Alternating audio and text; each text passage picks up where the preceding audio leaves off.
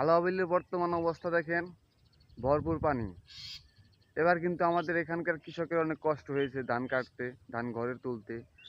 অনেকে এখনো কিন্তু ধান কাটতে পারে নাই, অনেকের ধান পানির নিচে তলিয়ে রয়েছে, অনেকে ধান কাটতে পারে না। দেখতে পাচ্ছেন অনেকে এখনো পানিতে ধান কাটতেছে।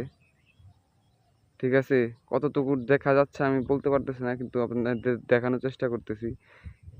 এই যে অনেকে ধান এখনো কাটতেছে, অনেকের ধান কিন্তু এখনো পানির নিচে তলিয়ে আছে। ওগুলো কাটার কোনো সিস্টেম নাই, কারণ ওগুলো দেখাই যেতেছে না। বিলের মাঝখানে আছে, ওই সাইড দিয়ে আছে, অনেকে ধান কাটতেছে। আমার মনে হচ্ছে আজকের ভিতরে সব ধান তুলে ফেলবেন কৃষক।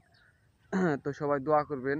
আর যারা যারা আলোয়া বিলের অবস্থা জানতে চাইতেছেন, আমি সব সময় আপনাদেরকে আপডেট দিতে থাকি। আমার 365 দিন চ্যালেঞ্জের তৃতীয় দিন, আমার 365 দিন টিকে থাকতে হবে যেভাবেই হোক। তো সবাই দোয়া করবেন আমি যেন 365 দিন চ্যালেঞ্জটি আমি সম্পূর্ণ করতে পারি।